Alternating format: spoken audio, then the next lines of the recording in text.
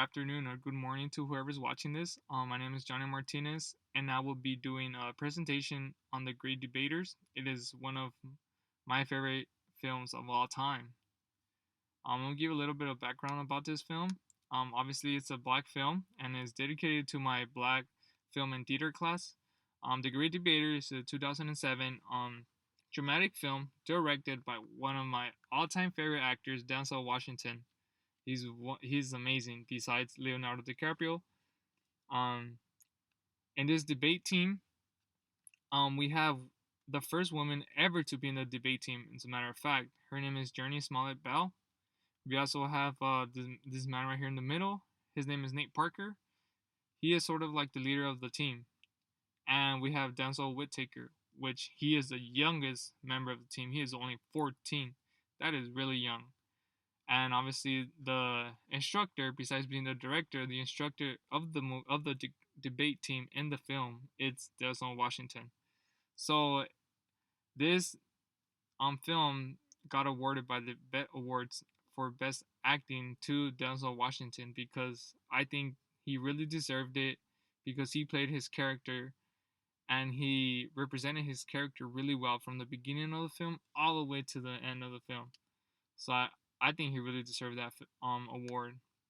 So I'm gonna tell you why this film is significant for me and why I like it so much. So this great debate team, it's from Wiley College. Wiley College it's a college in Texas.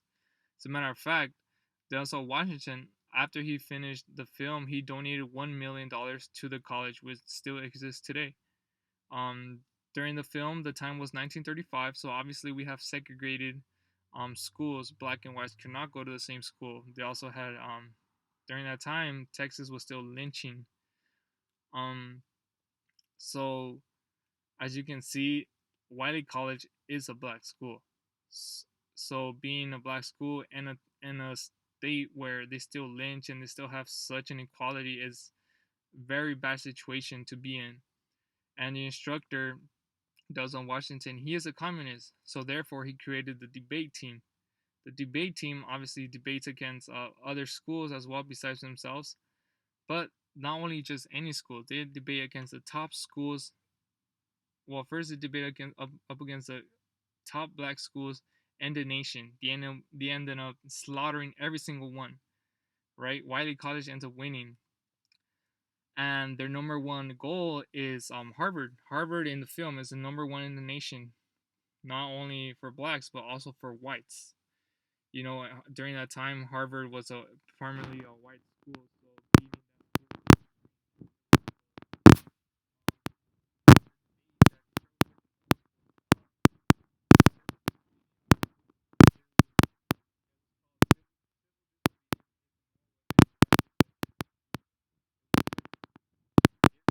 them not. So why should you watch it? I think for me, this movie was very passionate. It showed me a lot of lessons that you can teach to younger kids as they grow up. You know, I put here a impassioned young people learning the lessons of patience, generosity, dignity from the elder characters as they struggle for justice. Obviously, this team um did not go through each debate um with a free pass. Every time they would ride, they would either drive toward drive seeing like their people picking up cotton, drive seeing their people getting lynched, or drive seeing their people getting discriminated. It was just not an easy road for them. So for me, it was like it hit me in a different way because I complain sometimes about my life, but then looking at this movie, I'm just so grateful that we have people like them fighting for justice. Because of them, we have more justice now than we did back then. So that movie really made me humble. It made me be thankful for everything that I have and for the school that I'm going to, because back then it was way worse. Also, one of my favorite quotes of the movie was also given by the youngest member of the team. He said, Saint Augustine said, "An unjustful law is no law at all, which means I have a right, even a duty, to resist with violence or civil disobedience. Therefore, We go back to the slide. They actually went up against Harvard because he went beyond he went beyond the situation that they were going to talk about, right? Obviously, Harvard was saying that, oh yeah, my father died at war, blah blah blah. But this kid right here, he said the ultimate bomb. The question was, civil disobedience, is it a moral weapon in fight for justice? And he said, a law, an unjustful law is not a law. Law is not a law at all. Meaning, a law can be a law if it's not equal to all humans. And as you can see, during that time, equality was not a thing. So he answered the question, without excuses, without being without being sorry for others. He just said it straight up. He said, you know what?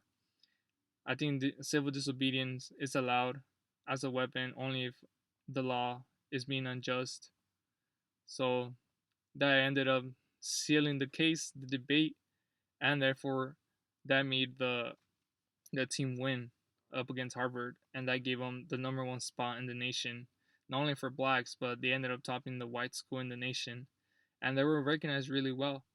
So that's why it's one of my greatest films for me, in my opinion, because it just teaches a lot. It teaches you to be grateful. It teaches you to keep fighting, and it teaches you to keep believing. And if you're waiting for something to happen, it teaches you that you can do it. You can make that change in your life. You can't don't wait for other people or for other organizations to step up and have fight for equal rights. You can start it by yourself. This movie is not it does not show violence between the main characters because they want to send a message that it's not violence how you fix things. Sometimes you can use your voice. That knowledge is not like knowledge is being having a lot of knowledge. To me, it's being very dangerous, right? So not just because you're tough or you know how to fight or whatever doesn't make you dangerous. It's not that. I think for me is that knowledge is what really makes you dangerous. And yeah, so I hope you like it. Thank you.